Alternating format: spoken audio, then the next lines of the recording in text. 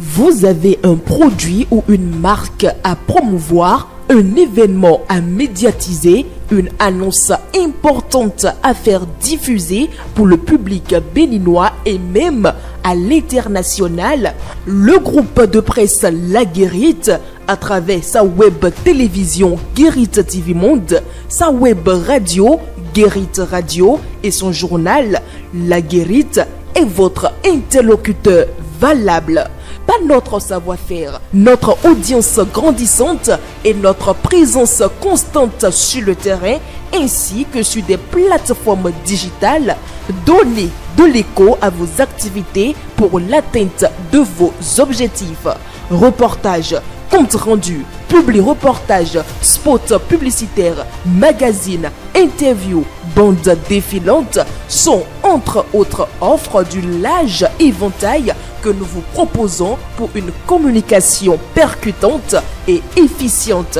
À vous donc de jouer en nous contactant dès maintenant par appel direct et par WhatsApp au plus 229 01 97 26 26 111. Le groupe de presse La Guérite, c'est la garantie d'atteindre vos cibles.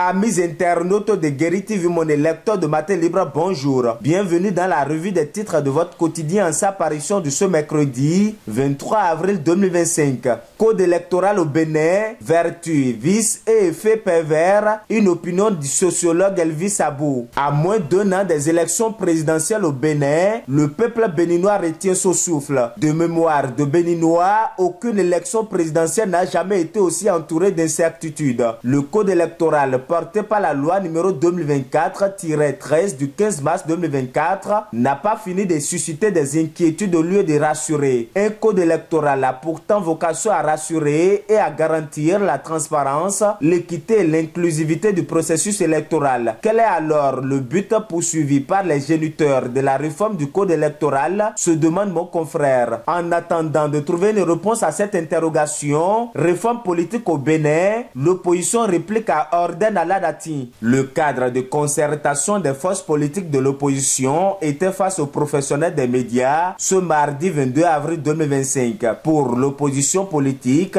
il était question d'apporter des éléments de clarification suite aux propos tenus lors d'une récente conférence publique par Orden Aladati, président de la commission des lois de l'Assemblée nationale. On poursuit la revue des titres de votre quotidien. Réaménagement technique du gouvernement. Véronique Toïfondé nommée ministre des enseignements secondaires, techniques et de la formation professionnelle, cumulativement à ses fonctions actuelles. Pendant ce temps, pour stimuler les investissements, rencontre stratégique des consuls honoraires à Bissau nous apprend le quotidien. On parle sport dans la suite de cette revue des titres. Journée internationale des droits de la femme, la féminisation du handball béninois en réflexion. Dans le cadre de la Journée internationale des droits de la femme, la commission du handball féminin et des affaires sociales et les femmes de la direction technique nationale de la Fédération béninoise de handball organisent une séance de réflexion avec les entraîneurs, les encadrantes des classes sportives, les conseillers techniques régionaux et autres femmes inspirantes du Bénin afin de faire un bilan à mi-parcours des objectifs assignés dans le cadre du projet sport au féminin. Il sera question de faire le point des réalisations et de définir de nouvelles perspectives pour relever ce défi de la féminisation du handball béninois. Toujours dans le même registre,